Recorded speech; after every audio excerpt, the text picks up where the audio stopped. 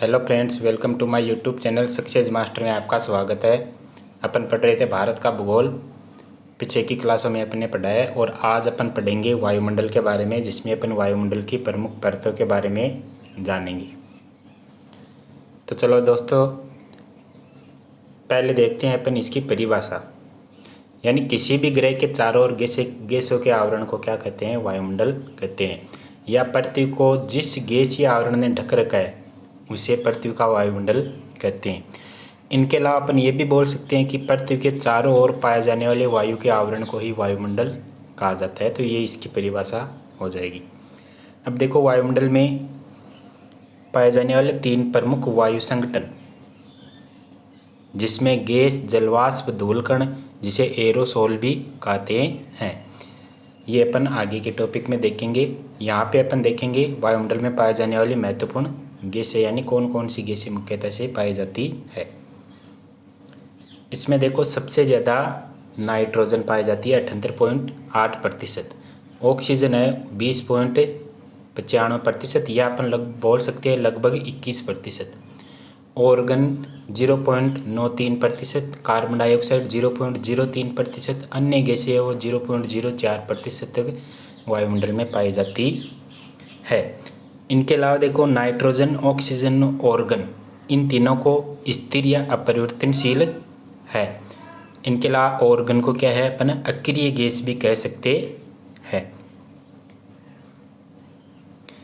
फिर आगे चलते हैं। देखो, पृथ्वी का वायुमंडल, यानी पृथ्वी के वायुमंडल को कितने भागों में बांटा गया है या कितने मंडल इसके हैं। इसमें देखो, पृथ्वी से ऊपर चलेंगे तो अपन को सबसे पहले मिलेगा क्षोभ मंडल 18 किलोमीटर की ऊंचाई तक। फिर समताप मंडल मिलेगा 50 किलोमीटर की ऊंचाई तक, और मध्य मंडल मिलेगा 80 किलोमीटर तक। आयन मंडल है वो क्या है, 640 किलोमीटर तक। और 640 से ऊपर अंतरिक्ष में अपन जितना भी जाएंगे वो क्या है, वायुमंडल हो जाएगा, जिसमें अपन अंतरिक्ष को शामिल कर सकते हैं। देखो, परतों को याद करने की ट्रिक है अपने पास यहाँ पे। इन परतों को याद करने की ट्रिक क्या है कि शोभा सबको ओ आया बाहर, शोभा सबको ओ आया बाहर, यानी क्षोभ मंडल, समताप मंडल, ओजोन मंडल, आयन मंडल और मध्य मंडल। ये इसकी याद करने की ट्रिक है। अब देखो, अपन सबसे पहले देखते हैं क्षोभ मंडल। इसको विस्तार से अपन देखेंगे तो देखो, क्षोभ मंडल वायु की सबसे निचली परत है। इसकी ऊंचाई कितनी है? लगभग 18 किलोमीटर, यानी वायुमंडल की सबसे निचली परत है। पृथ्वी से अपन ऊपर की तरफ चलेंगे तो एक क्षोभ मंडल अपन को मिलेगा 18 किलोमीटर की ऊंचाई तक। इसमें क्या है, सारी मौसमी घटनाएं इसमें होती है, जैसे बिजली का कड़कना, बादल का बनना, आंधी आना, बरसात होना, इंद्रधनुष, ओलावृष्टि, ये सारी घटनाएं इसमें होती है। इनके अलावा इस मंडल को क्या है, संवहन मंडल भी अपने कह सकते हैं। अच्छा, इनके अलावा और अपन इसमें क्या देखते हैं कि इसमें गैसीय द्रव्यमान होता है वो लगभग 75% तक होता है। इनके अलावा इसमें तापमान की दर, घटने की दर होती है वो 6.5 डिग्री सेल्सियस, या प्रति 1 किलोमीटर 1 डिग्री सेल्सियस पर प्रति 100 मीटर है। क्षोभ सीमा को क्या है, अपन ट्रोपोपाज भी कहते हैं या कह सकते हैं।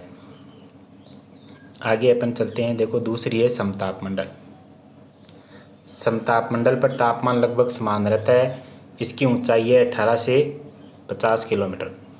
मौसमी घटनाएं इसमें बहुत कम होती है या होती ही नहीं है। आंधी, जो बादल है, बिजली का कड़कना, ये इसमें क्या है, नहीं होती है। इसलिए ये क्या होता है, वायुयान या हवाई जहाज के उड़ने के लिए आदर्श माना गया है।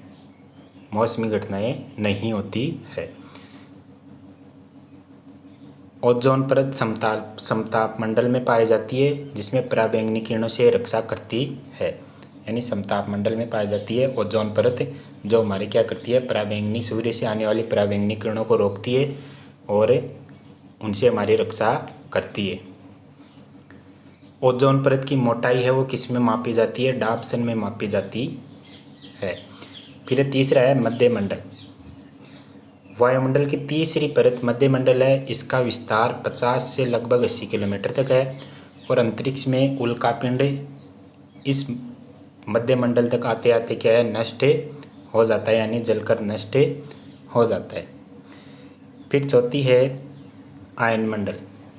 इसका विस्तार 80 से 640 किलोमीटर तक है। इसमें रेडियो तरंगे परिवर्तित करती है, यानी रेडियो तरंग परत इसको अपन बोल सकते हैं, या इसको अपन संचार उपग्रह प्रणाली इसी परत में स्थापित होती है, यानी जो सैटेलाइट वगैरह छोड़े जाते हैं वो इसी परत में, इसी मंडल में उपस्थित रहते हैं और वो क्या है, रेडियो तरंगों को वापस परिवर्तित करते हैं। फिर पाँच नंबर पर है मध्यमंडल। वायुमंडल की सबसे ऊपरी परत अपन बोल सकते हैं, या सबसे अंतिम परत इसको अपन बोल सकते हैं। वायुमंडल की कोई सीमा निर्धारित नहीं है, यानी 640 किलोमीटर के आगे जो जितना भी अंतरिक्ष में अपन जाएंगे वो सब वायुमंडल में शामिल है। वायुमंडल में यानी इसकी ऊपरी कोई सीमा निर्धारित नहीं। इसमें क्या है, हाइड्रोजन और हीलियम गैस है वो अधिकता में पाई जाती है। हाइड्रोजन और हीलियम अधिकता से मिलती है। इसमें हाइड्रोजन और हीलियम गैस अधिकता में पाई जाती है। या इसकी ऊंचाई अपन बोल सकते हैं कि ये 1000 किलोमीटर की ऊंचाई तक अपन इसको बोल सकते हैं। इसे चुंबकीय मंडल भी अपन कह सकते हैं। अच्छा, इसका अध्ययन किसने किया था? वॉन एलन के द्वारा इसका अध्ययन किया गया है। इसे विकिरण पेटी भी कहा जाता है और इस तरह से ये अपन वायुमंडल का अध्ययन किया है।